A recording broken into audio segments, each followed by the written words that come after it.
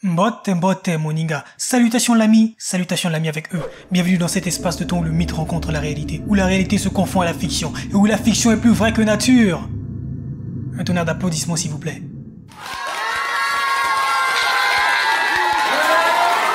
Merci beaucoup. Merci. Bon, je t'explique ce qu'on fait ici. On va jouer au jeu du chat et de la souris. Toi tu es le chat, et tu dois trouver la souris. La souris dans notre contexte représente une ou des histoires vraies. Donc je vais te raconter des histoires basées sur des faits réels et des histoires fabriquées de toutes pièces. Je te défie de trouver la souris. Cela étant dit, prends ton temps pour digérer chaque histoire. Analyse-les, fais des pauses entre elles. Et à la fin de la vidéo, je t'indiquerai où se trouve la souris. Ok? C'est parti. Lumière, moteur, action.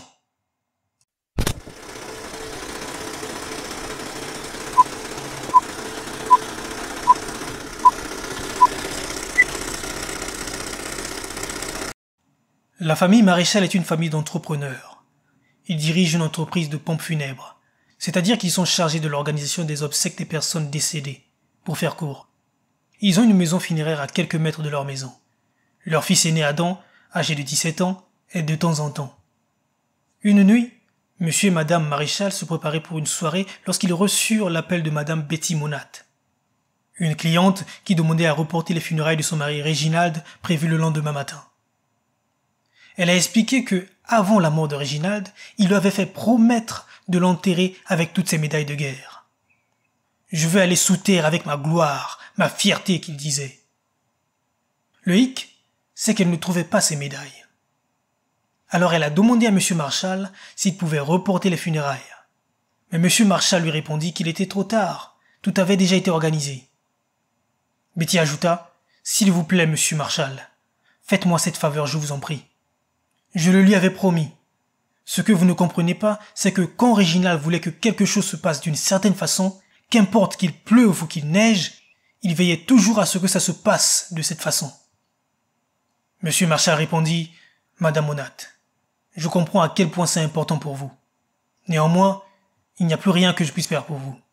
Toutefois, je pense que si vous continuez à chercher, vous retrouverez ces médailles certainement. » Pressé par sa femme, car ils étaient déjà en retard pour leur soirée, Monsieur Maréchal ajouta « Nous en reparlerons demain matin, Madame Monat. Bonne soirée. » Puis il raccrocha. Ensuite, Monsieur et Madame Maréchal partirent pour leur soirée, laissant seul Adam. Jadis, Adam était souvent terrorisé lorsque ses parents le laissaient seul, et spécialement lorsqu'il y avait un corps dans la maison funéraire. Ça se comprend. Imagine-toi seul dans une grande maison, sachant qu'il y a un mort dans un cercueil ouvert à quelques mètres de la maison. Il y a de quoi hérisser le poil, n'est-ce pas? Mais Adam s'y était habitué avec le temps. D'ailleurs, cette nuit-là, en attendant l'arrivée de ses amis, il s'était mis bien à l'aise sur le sofa avec des pop-corns en suivant du Rambo. À première vue, c'était une nuit qui partait pour être tranquille, jusqu'à ce qu'il entende frapper à la porte. Il pensa que c'était peut-être l'un de ses amis, et alla ouvrir. À sa grande surprise, c'était un vieil homme, plutôt élégant dans son costume, faut le dire. Le vieil homme lui dit « J'ai besoin de voir Réginald. » Adam lui répondit poliment « Je suis désolé, monsieur, nous sommes fermés. Les heures de visite prennent fin à 19h, et il est déjà 21h. » L'homme répliqua « Je ne pourrai pas venir à ses funérailles demain matin. Je dois impérativement le voir ce soir. Je vous en prie. C'est très important. J'ai les médailles que sa femme Betty cherche. Il doit obligatoirement être enterré avec ses médailles demain. S'il vous plaît, laissez-moi le voir juste un instant. Je ne peux pas le laisser aller sous terre sans ses médailles. » Adam, empathique, fit une exception et laissa entrer le vieil homme. Son père aurait été furieux s'il apprenait cela. Mais l'homme avait les médailles avec lui. Donc Adam a jugé qu'il devait être proche du défunt. Avant d'entrer dans la maison funéraire, Adam lui demanda de signer le registre, ce qu'il fit. Ensuite, Adam ouvrit la porte de la maison funéraire. C'était le moment qu'Adam détestait le plus. Se rapprocher de quelque façon d'un corps sans vie, il ne s'y était pas encore fait. Donc il s'arrêta à mi-chemin du cercueil. Le vieil homme lui demanda s'il pouvait avoir un moment seul avec Réginald. Adam accepta. Et le vieil homme lui dit « Merci beaucoup, mon garçon. Merci. Puis Adam sortit de la salle. 10 minutes s'étaient déjà écoulées et le vieil homme ne sortait toujours pas. Adam commençait à s'impatienter. Tournant son dos à la porte, il lassa ses chaussures sur le côté. Ensuite, il regarda dans le registre pour prendre connaissance du nom de cet homme. À sa grande surprise, l'homme s'appelait Réginald Monat. Tiens, c'est curieux ça, se dit Adam. L'homme qu'on enterre demain matin s'appelle également Réginald Monat. C'est sans doute son homonyme. Mais quand même, avoir le même nom et le même prénom, c'est peut-être son frère, qui sait. À court de patience, il entra dans la chapelle en disant « Bon, monsieur, vous devez partir maintenant. J'ai été très gentil de vous faire entrer, mais vous ne pouvez pas rester plus longtemps. » Monsieur ? Aucune réponse. Le vieil homme n'était plus là. Dans la chapelle où il se trouvait, il n'y avait qu'une porte d'entrée et de sortie. Donc le vieil homme était forcément toujours là. Alors Adam se mit à le chercher entre les rangées de chaises. Mais il ne le trouvait pas. Il trouva néanmoins le sac dans lequel le vieil homme avait apporté les médailles. Il était juste en face de l'autel où se trouvait le cercueil. Il se rapprocha et ramassa le sac. Mais son attention fut attirée par ce qu'il avait entrevu dans le cercueil. Donc il avança vers le cercueil, petit à petit, la peur au ventre. Et il jeta un coup d'œil dans le cercueil. L'homme qui se trouvait à l'intérieur était le vieil homme qu'il cherchait. Et il n'y avait personne d'autre avec lui. Adam n'en croyait pas ses yeux. Puis, pris de terreur, il prit immédiatement ses jambes à son cou comme si sa vie en dépendait. Que s'est-il réellement passé dans cette histoire ? Comment ce vieil homme a-t-il fait pour se retrouver seul dans ce cercueil ? S'ils étaient deux dedans, ça aurait été plus logique. Peut-être que le vieil homme est bel et bien sorti de la chapelle, pendant que Adam lassait ses chaussures, et qu'il ne l'a pas remarqué. Et si c'était son frère jumeau ? Ça expliquerait pourquoi l'homme dans le cercueil lui ressemble autant. Mais dans ce cas, pourquoi a-t-il signé le registre comme étant Réginald Monat ? Se pourrait-il que ce vieil homme soit en fait l'homme dans le cercueil depuis le début ? Complète fiction ou réalité étrange ? Prochainement, un agent de police avec une phobie des plus incompréhensibles.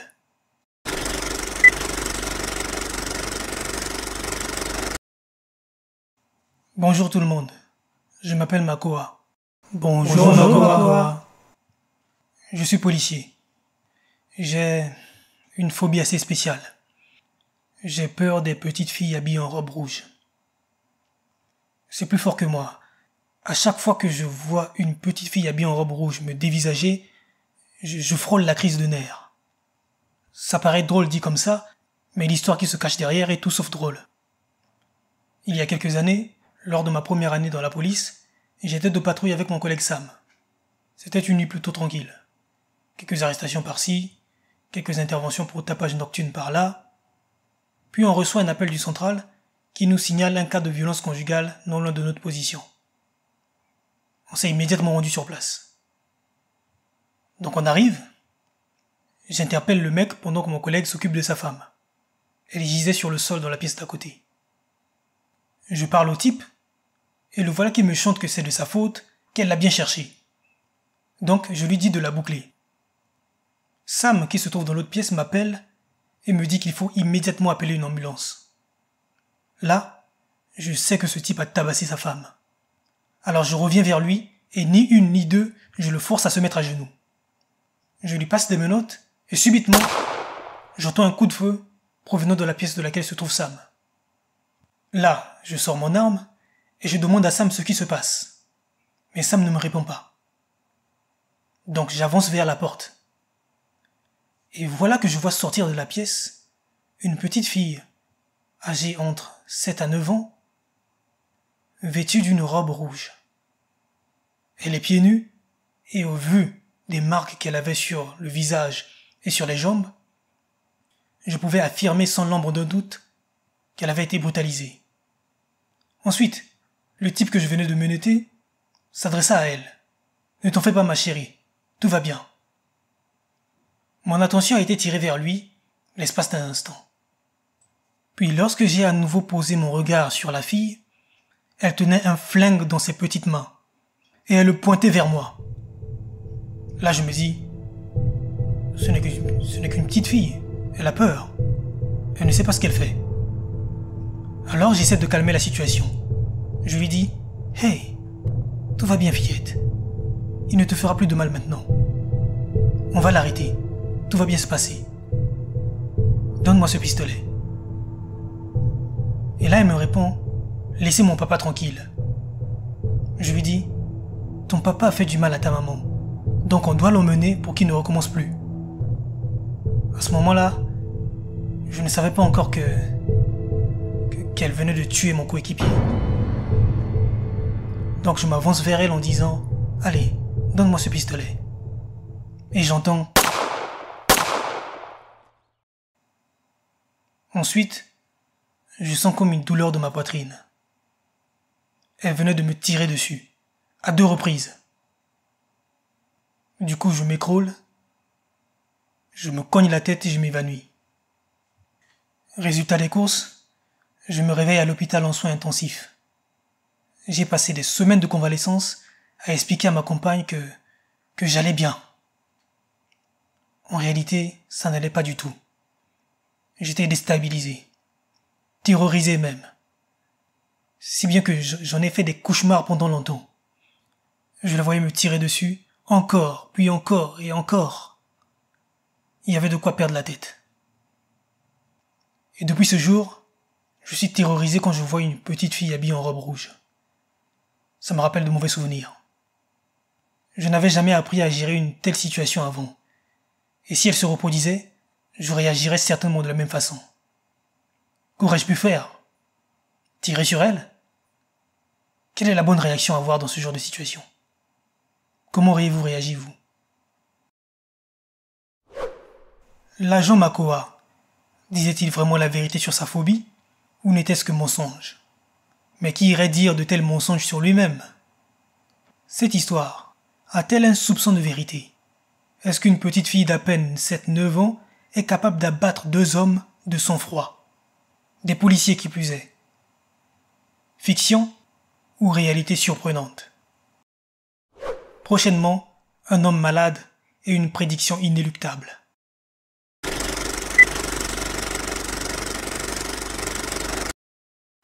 C'est l'après-midi. Un homme est assis sur un banc à l'arrêt de bus. L'air abattu, il a sa tête entre ses mains et semble perdu dans ses pensées. Cet homme, il vient d'apprendre une mauvaise nouvelle.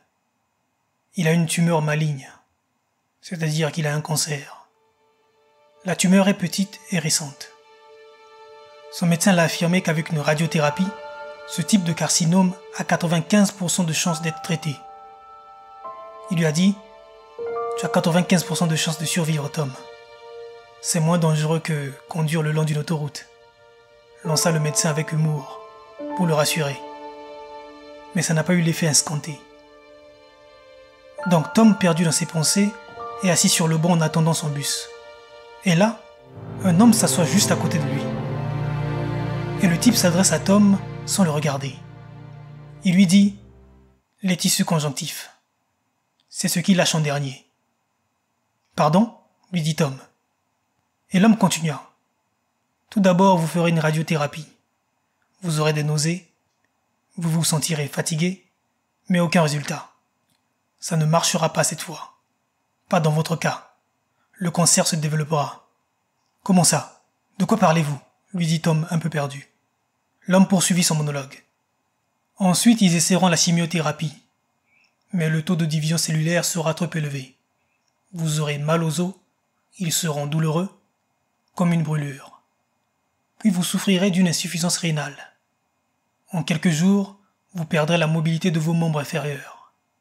Et cela causera impuissance, incontinence, et enfin, vous souffrirez d'une insuffisance respiratoire. Vous passerez le peu de temps qui vous restera à vivre, allongé sur un lit d'hôpital, à respirer à l'aide d'une machine. Tout cela à cause d'un minuscule grain de beauté. Quelle ironie. Tom, ayant compris que cet homme décrivait le pire scénario qui puisse l'arriver, rétorqua. Mon médecin m'a dit que j'avais 95% de chances de guérir. En entendant cela, l'homme se tourna enfin vers lui. Le visage inexpressif, il regarda Tom dans les yeux et lui dit « Vous êtes dans les 5% restants. » Ensuite, il détourna son regard. « Vous ne pouvez pas le savoir. D'ailleurs, qui vous a donné les détails de ma maladie? Vous travaillez avec mon médecin ?» demanda Tom. L'homme lui répondit « C'est sans importance. Le plus important, c'est ce que je peux faire pour vous. Je peux vous éviter les douleurs et les souffrances à venir, ici et maintenant, en vous envoyant dans l'autre monde. Tout ce que vous avez à faire, c'est de dire oui. » Tom répliqua « Personne ne sait de quoi est fait l'avenir. » L'homme se tourna encore vers lui, le regarda dans les yeux et répondit « Moi je sais. Et le vôtre est affreux. Laissez-moi vous aider, je vous en prie. » Alors qu'il se regardait dans les yeux, Tom lui répondit « Non. Tant qu'il y a de la vie, il y a de l'espoir. » « Insensé, » dit l'homme. Ensuite il se leva, puis s'en alla. Tom prit son bus et rentra chez lui, chamboulé par tout ce qui venait de lui arriver. En une journée, il a appris qu'il avait un cancer et qu'il n'en sortira pas vainqueur. Quelques jours après cela, Tom alla faire une radiothérapie, mais aucun résultat probant. Le cancer continuait de se développer. Ensuite, les médecins ont essayé la chimiothérapie, mais le taux de division cellulaire était trop élevé. La suite, vous la connaissez. Qui était cet inconnu? Comment pouvait-il savoir autant sur Tom? Est-ce qu'il l'épiait en secret? Et même si c'était le cas, ça n'explique pas comment il pouvait savoir ce qui arriverait à Tom. Était-il réellement capable de voir le futur? Ou peut-être qu'il s'est juste contenté de dépeindre un scénario sur une multitude de possibilités. Et qu'ensuite, l'esprit de Tom s'est chargé de nourrir la peur que cette possibilité devienne réalité. Rappelez-vous que l'arbre tombe du côté où il penche, et que ce que nous craignons le plus est le plus souvent ce qui nous arrive. Mais était-ce le cas pour Tom? Ou était-ce juste inévitable? Réalité exceptionnelle ou fiction évidente?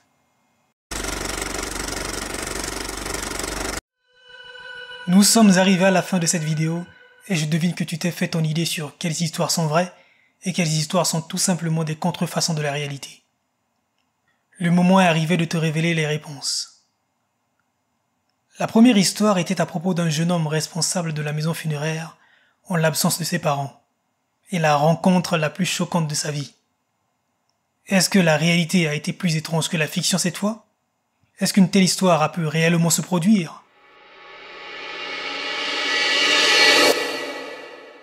Oui, c'est arrivé. Il n'y avait pas de jumeaux. Réginald n'en était pas un. Donc c'était bien Réginald cette fameuse nuit. Ensuite, nous avons eu l'histoire du flic qui a peur des petites filles. Pardon, qui a peur des petites filles habillées en robe rouge. L'agent McQuaid a-t-il paru crédible? Est-ce que son histoire sonne comme des foutaises pour toi?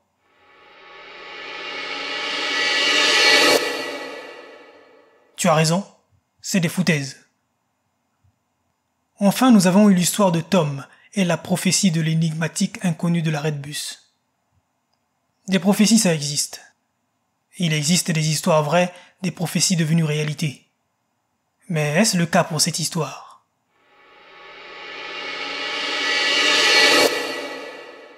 Non, pas cette fois. Complète fiction. Alors, as-tu été capable de trouver la souris dans ces histoires? Si tu as réussi, écris « J'ai attrapé Jerry » dans les commentaires.